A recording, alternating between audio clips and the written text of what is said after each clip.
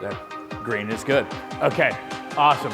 So, a little bit of background on me. So I've spent 13 years in distribution manufacturing. If you've met me before, you know I might just be a glutton for punishment, but I fell in love with this industry 13 years ago, and I'm never gonna leave.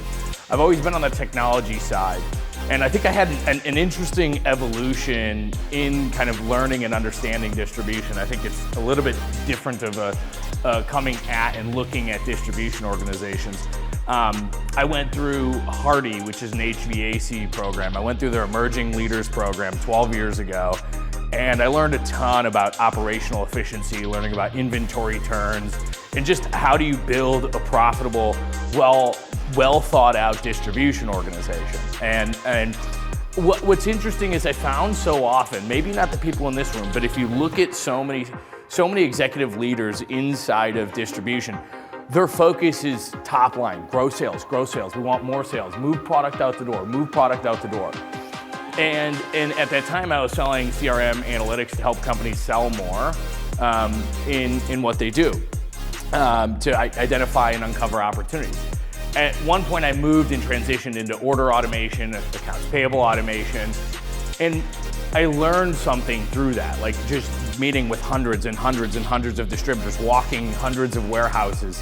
What I learned is, okay, and this was a mindset shift, is, okay, they're selling more, but then they're selling more profitable, and there's a way of how do we just make sure that we are more profitable as a distributor organization?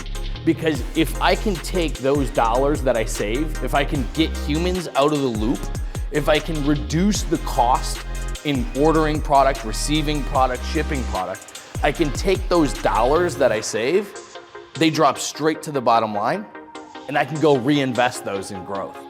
And that was like the aha moment for me when everything changed. It's like, whoa, it's not about just selling more for distributors. It's really about how do I sell more profitably?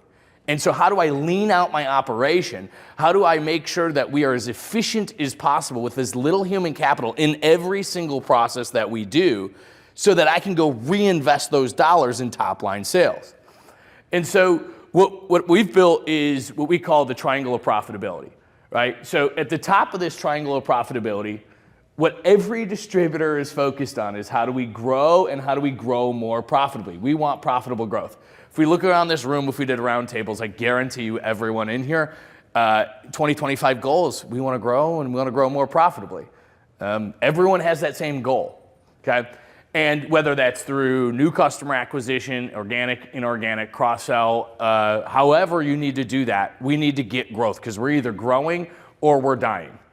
And how you do that is through your vendors and your customers. Like it's really like you could boil it down. You could have all the pseudoscience you want, but in the most simple form, how do you get more profitable growth is through your vendors and your customers. Now there's a lot of nuance underneath that, right? My vendors, I gotta buy in better quantities. I gotta make sure I'm buying the right product. I gotta make sure I can get the right pricing agreements with my vendors, the right rebate structure with my vendors. So there's nuance there. But the customer side, I gotta be able to sell more in larger quantities, do less shipments, and I gotta make sure I'm selling the full basket of products that I can. So if we wanna like boil this down to the most simple things in distribution, that's it. And how do we go do that? We do it through our people. And with the digital evolution that we're going through right now, is everyone's thinking, okay, well, if I can get e-commerce stood up, I can reduce the human capital involved in the transaction processing. I can meet the customer where they are. But it's really about how do I repurpose those people in your organization, because it's the people that's going to drive more sales. It's the people that is going to be able to work on those vendor relationships and be able to drive the right pricing agreements with your vendors. So the triangle of profitability at the bottom of that triangle is your people. So your people are the most valuable thing. People think automation, like I can get people out of the business. Well, how do you redeploy those people? And if they're not the right people, get them off the bus and get the right people on the bus, because your organization will change as you drive higher and higher degrees of automation in every one of those operational pieces that you talk about and think about. So returns. Raise your hand if you get returns in this room. Everyone gets returns. Raise your hand if you think you get a lot of returns. No one? Two, I think I saw two. It would be extremely rare for us to have a conversation. Someone's like, yeah, we're flooded. It's an incredible amount of returns.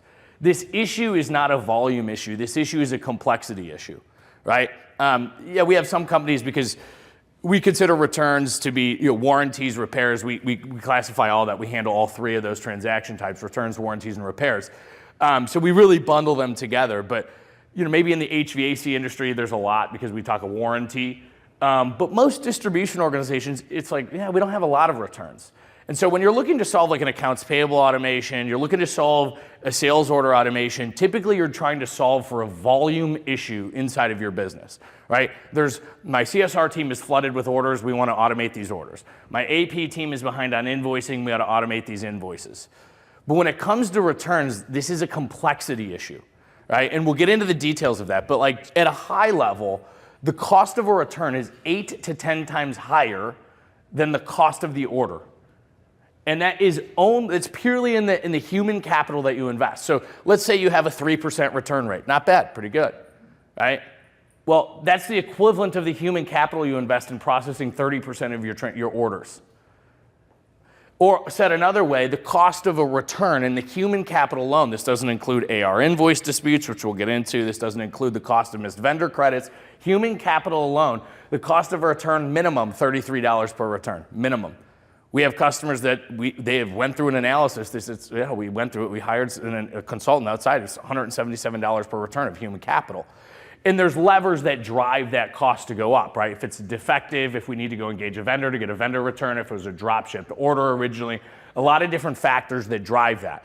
But at the end of the day, the reality is the return is the most costly transaction in your business that you have to deal with. And the age-old solution for it is we have Johnny over there processing returns. And he wrote a new SOP. We've gone through a couple iterations of an SOP, and it's been working for us, right? We've been trying it. But it's the most costly transaction in your business, and typically it's not an executive-level conversation, right? When Janet talked about returns, obviously it was music to my ears, but the reality is when you step into companies that are $1 billion plus, they get real strategic about returns. Why? Because they understand how costly and detrimental that is to a distribution organization. And so what we're here to do is to help companies of all revenue sizes and bands really realize and understand what that cost is and how do we actually eliminate that cost from the process. And so when you think about a returns project, we solve for three things. One, the customer experience. Right? And I'll get into some details around the customer experience side, but one is the customer experience. How do we deliver a fantastic customer experience when it comes to returns? Two, how do we eliminate the manual labor that we have to throw at this problem? And three, how do we eliminate the financial impacts that are an output of this returns process? And those are identifying root cause analysis, right? And most companies have like one reason code they fill out on a return, and it's very high level and doesn't actually help them get to the root cause, doesn't help them work with their vendors to identify issues. And the other piece is like, as a distributor, you're caught in the worst position in the supply chain having to deal with returns. You have to manage all of your customers, you have to manage all of your vendors. And it leads to all of these outputs that we've seen in the process with the manual labor that people throw at this. And so we talked about the three things. And so the opportunity is how do we take what is most of the time an okay customer experience and 10% of the time a terrible customer experience, and every time we're delivering a great customer experience. How do we make sure we're getting all of our vendor credits? How do we make sure we eliminate the AR invoice disputes associated with this and get our humans out of touching this? A returns can touch up to 6 different departments in your team. Your salesperson can touch it. They pass it over to the CSR. If you have your own fleet, your driver has to touch it. Your warehouse has to touch it. If it's a defective, you have to get your purchasing team involved to go back to a vendor. And then your finance team has to go issue a credit memo. 6 different departments touching this process. When you talk about distributors and getting orders, so you order from your vendor, you stock that product, you sell it, you ship it, you invoice it. Works like clockwork. You talk about a return, all bets are off. I don't know. It's like, is it a defective? Well, which vendor is it? Is it a stock? Do we have a delivery truck on that route? And this is a process most 95% of distributors have not put thought into how do we optimize this process. And it leads to inefficiencies all throughout your organization and has ripple effects. And so what we're on a mission to do is how do we take what is one of the most costly it is the most costly transaction in your business, and how do we actually turn that to a profit center, right? Now she talked about, Janet talked about dusty cash. So when we think about returns, it's returns from your customers, it's returns to your vendors. How do we connect the holistic, what we call reverse logistics supply chain? And that's what we do here at Continuum. And so when you look at the supply chain here, we had talked a little bit about this. I think everyone in this room is a distributor, right? So you sit right here in the supply chain, maybe if you have a two-step wholesale distributor up here, potentially. But at the end of the day, some of this is just not your fault, is the reality. Like, you're caught in the worst position in the supply chain. You need to manage to thousands of your customer expectations, and you're not going to treat customer number 1,000 the same you do customer number 1. So you have different customer expectations. But the other challenge is you have to meet all of your vendor expectations as well. What's their return policy on defective, on stock, on this? And so what distributors have fundamentally said is, well, it's complicated, so it can't be automated, so we just throw bodies at it, right? And what distributors also have a catch-22 decision to make is, let's say your customer wants to return an item. It might be 10, 20% of your returns, but let's say it's a drop ship or a defective return, okay? Like, you drop ship that order to your customer, and now they're returning. It's a non-stock or a spot buy, okay? You have a catch-22 decision to make. Am I going to credit my customer right now, and I'm on the hook holding all of the risk, making sure that I go chase my vendor to go get that credit? Or do I tell, no, Mr. Customer, please wait. Once I get my credit from my manufacturer, then I'll go ahead and credit you. Either one is a suboptimal outcome, right? You have a catch-22 decision to make, and neither one's a good choice. You just have to deal with it. And so you'll probably say, well, we have a standard process here, but for these customers, we step outside the lines and we color outside the lines for it. And so how do we take all these complexities into effect through the platform to be able to help solve for these scenarios? And what's interesting is we talk to CFOs, and we'll get into kind of like where we see that rear its head, but we ask them, like, hey, how many missed vendor credits did you have last year? What product lines were the biggest lines because of that, like that drove that? Which customers did? They don't know any of these answers, right? It doesn't matter. No one in the company knows these answers. And you could look at, okay, hey, how many credits did we give to our customer versus how many outstanding credits are we owed from our vendor? Okay, high level, very good. Many people can get that. 30 minutes later, they run a report, they can get that. But now let's drill it down to the individual transaction itself, right? So you want to find the delta of credits given to your customer versus credits received from your vendor at the transaction level. Because if you don't go down to the detail, you can't solve the root cause of this. Can't do it. You can't do it. You can't get it. And it's not the ERP's fault, right? When you think about a customer return, we're talking about connecting the whole supply chain here. When we talk about a customer return, that life cycle is completely separate and distinct from the vendor return. And so being able to identify what is the actual delta here at the transaction level, so you can get down to the transaction to solve the root cause and make sure that you're actually balancing the books, or you're at least break even at minimum on these returns. And so that's ultimately the problem that we solve, is how do we deliver a great customer experience? How do we get the humans out of the loop in this process? And how do we make sure that we're eliminating the financial impacts that are an outcome of this process? And so we do that through a platform. We can get to the details of we could set it on an e-commerce site, allow customers to self-initiate. We have customers that don't allow customers to self-initiate. But educate your customers on what your policies are, and actually help them understand, what are the vendor return policies? What's returnable? What's not? What's a stock return? What's not? What are the restocking fees potentially associated to this, so they're not blindsided, which can lead to eliminating downstream AR invoice disputes with your customers. And that upfront education to your customers is massive in making sure that they know what's going to happen downstream in the process.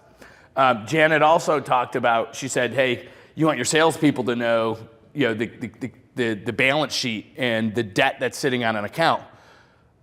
They certainly need to know about a return before they walk in that door.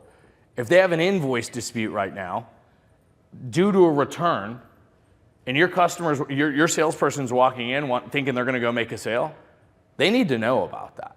Like, that is a part of the customer journey and life cycle. And candidly, a return to you is super low priority. To your customer, it's super high priority. So there's a delta between the value of what this transaction means.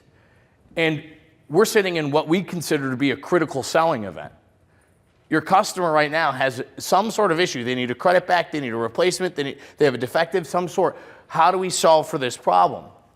And so here's a couple real world examples of distribution organizations that we work with and how we're helping solve it. Pace International, they're up in Minnesota. They didn't even require an RMA before products came back. Like, literally things were just showing up at the warehouse. We're like, all right, I got to figure out who this is from. How are we going to process it? That's pretty rare. But it happens, right? And so they get job-related returns that show up on a pallet. And their warehouse team's like, yeah, we have a whole bunch of deliveries today, so this is gonna go over to the side. We're gonna put it over here, and we're gonna get to this at the end of the day. Okay, well, that's a great recipe for how you go lose a return out in the warehouse. And now that leads to customer AR invoice disputes, right? That's also a great recipe for not being able to get to it any time soon, and being able to get your vendor credit back if there's defectives on that pallet, right? And so how do we make this seamless and easy for the warehouse to be able to manage these processes and make sure that we're actually getting humans out of the loop? We always say, like, here's the reality, and forgive my language, this is the shittiest transaction to solve. Like, no one wants to do it. And so how do we eliminate and how do we make this so seamless for your team that it's a breeze to do, and we're adhering to all of your policies that should and will make you more profitable through the process? Another example, and obviously we're here at the Profit and Productivity Summit. 9 times out of 10, some of our biggest champions and sponsors of a project is actually in the finance team, CFOs, heads of finance. Why? Because they understand the things that Janet was talking about is how it relates to the P&L. So Lena Hill, the head of finance over at Radians, they're actually a manufacturer. She's like, when a customer calls in and they're like, hey, I'm not paying this invoice, or I'm short paying this invoice, I have an open return. Who do I call? Do I call my salesperson? Do I call my CSR? Do I check in the warehouse? Was it a defective and so we're waiting on a vendor credit? Don't know who to go to. So one of the things is, how do we provide visibility to where this is at in the process, so we're not playing a game of telephone of whose line is it anyway in this return. So how do we provide complete visibility throughout the entire process for your organization? Everyone's level set on where are we at with this process. Salespeople, CSRs, warehouse, finance, purchasing. Everyone, one click, okay, here's where we're at, right? And so the visibility into where we're at in the process is one of the challenges that most distribution organizations have. It doesn't matter if you run on SAP, Oracle, Eclipse, P21, doesn't matter the ERP. These ERPs think about the return as a transaction. The reality is a return is a life cycle, right? We always say it takes a village to process a return. Like, it's really about where are we at in this process and what do we need to do next, and being able to quantify the cost associated to each one of these returns. And so if you just look at a transaction, it's like, yeah, there's a negative entry in my ERP, I think it's a return. I don't, and it depends on the ERP that you have, but the visibility of what happens between all those steps is some of the biggest visibility that you need. Another example, actually, company here in Chicago, private equity backed Banner Solutions. We're helping solve the entire end-to-end returns process for them. But one of the big areas was the vendor side of things, right? Each vendor has their own return policy on defectives, if it's a spot buy. So how do we get complete visibility into the deltas between credits given and credits received from these vendors? How do we make sure up front we're getting all the information that we know our vendors need in this process? And so we solve this problem through a multitude of different products through the product suite. It all exists together, it all coexists. So you can see this is actually modularized. Our customers, we have customers that are like, hey, let's do it all right away. We have customers who are like, you know what, hey, let's just do one hub at a time, test this out, see if that company can go deliver, and then we'll buy more. We don't have a horse in the race. Like we say just get started. We're confident you'll end up buying all the different product suite. They all work together. So the customer hub here, what this does is basically this allows for customers to self-initiate returns. We have customers that don't open that up. But the bigger piece is it applies all of the logic. How many of you have gone through a process to actually see how long does it take to onboard a CSR? Has any of you actually like quantified that? Raise your hand if you've done it. 1, 2, 3, about five people in here have actually quantified. So returns is like one of the areas where like tribal knowledge trumps all. It's like, well, this person knows how all these different vendors work. So, when you talk about order processing, yes, there's some nuance there, but we can put some more SOPs in place. When it comes to returns, you're talking about like all bets are off, different vendors, different situations. It's actually one of the hardest things to get a CSR up to speed on. And so ultimately with the business logic baked into this, you could hire a CSR today and tomorrow they can be processing returns with hey, how do we apply restocking fees? How do we handle things if it's defective by this manufacturer?